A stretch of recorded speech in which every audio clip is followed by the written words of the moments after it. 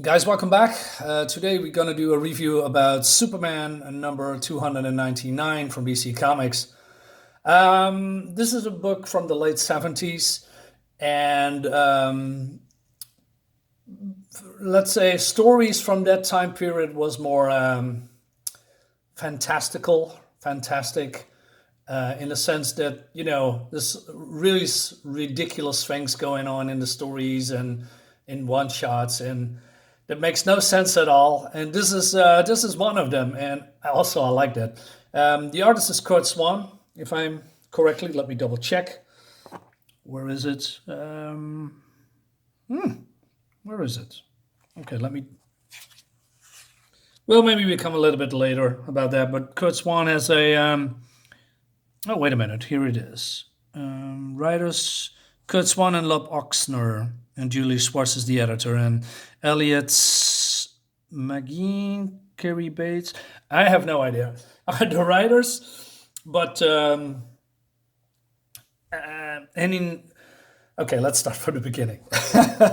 So we see here this guy. Well, I can show you a little bit here. There's some kind of a transmitting. This guy sits in Clark Kent's room, and he's basically his neighbor, and it seems that he is an alien from another planet, and that he is, um, was going to Earth for investigation 30 years ago. So he blended in, and he discovered that the most powerful being in the universe is Superman, and somehow these people hate Earth, and the Earth needs to be destroyed. That kind of plot. And then somehow, I don't know, but there is a storyline that if Superman turns into Clark Kent, he loses his powers for whatever reason. And when he puts on his clothes again, his superpowers return. And there's a reason for that, and I'm going to show you that. So what happened that he, finds some jewels in his cabinets or closets, and this strange being turns those jewels that Superman had for, I don't know, maybe for how do you say, for collecting or something. He turns it into some teleportation devices, and then Superman noticed that there's an alarm going off in his apartment, because Superman at the time had alarms in his apartment for reasons. Maybe he has some Kryptonian stuff in there, and then he sees all his quote unquote most fearsome supervillains he ever fought in his apartment. I'm sorry, but Toyman, Prankster. Those are not his most fearsome foes. Come on. And also this guy Amalek. Never heard of him. Maybe that's one of his enemies in the 70s. But I know the rest. Like Parasite and Terraman and Brainiac. I still love this outfit, and these two outfits from Brainiac and Luthor. I just don't know. I just have fond memories of him in this costume as a as a super villain instead of a businessman. Both renditions are very cool, but I'm still big fan of the old school with the cowl and the purple and the greens. Love that. So Superman goes to an apartment, and then they are gone. And then there's an invisible beam coming out of his closet, hitting Superman, and then suddenly Superman gets a vision that a couple of his supervillains are in another place. So he flies there, and he goes to Egypt, and we have there Terraman, Prankster, and Toyman, and they are shooting some kind of spring. Normally Superman would flex and he can bust out, but somehow he can't. So he uses oil. So he dives into the ground, where there's oil there, and it's slippery, and so he slips out of the springs, and then he gets these villains, and it's very easy done. He has absolutely no effort. I mean, how can it be, Superman? Those people here are your most fearsome foes. Why you have some easy test to get them? So okay, that makes no sense.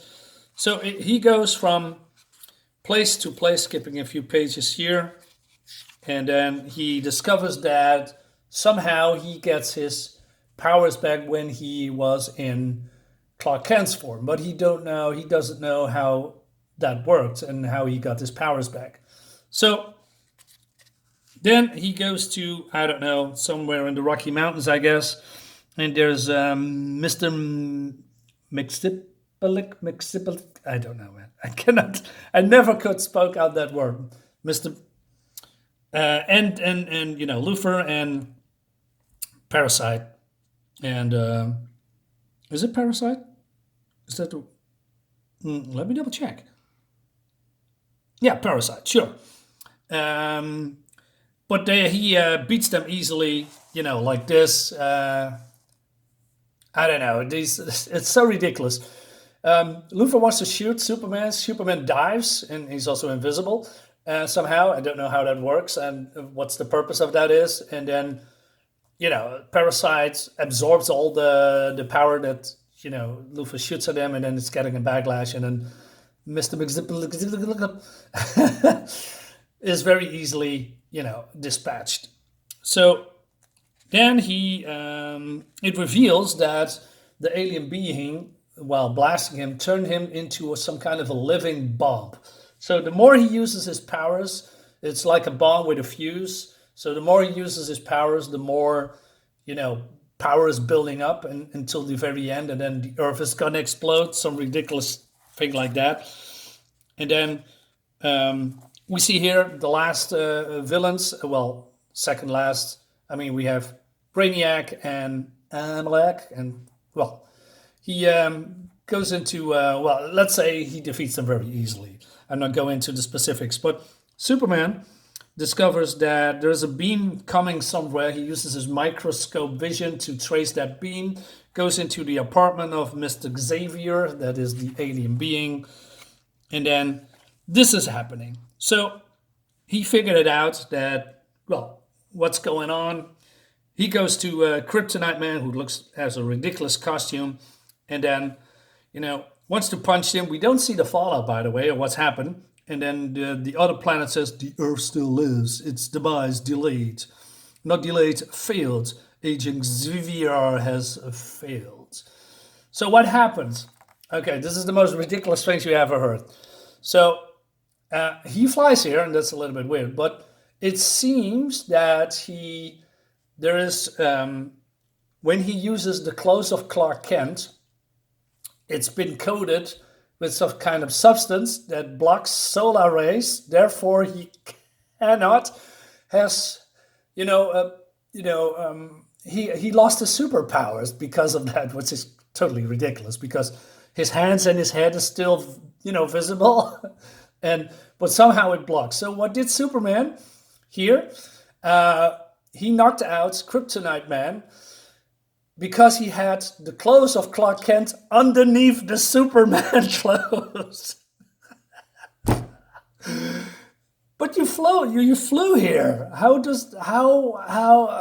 God. So not only that, so he knocked Kryptonite Man out with a normal punch in his quote unquote mortal form, but also while wearing that, the clothes of Clark Kent underneath the Superman clothes, it somehow blocked the kryptonite rays that's emanating from Kryptonite Man. That makes no sense. You're still a Kryptonian. Your clothes do not block kryptonite. Come on.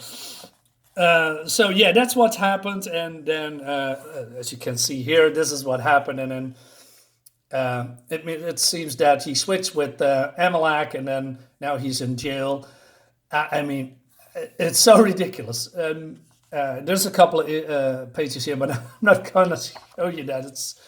It's too crazy. So yeah, 70's Superman. It's baffling fun. I had a blast. So yeah, crazy stuff. Thank you for watching, guys. Yeah, that's my video. Hope you like it. I'll see you next time. Bye.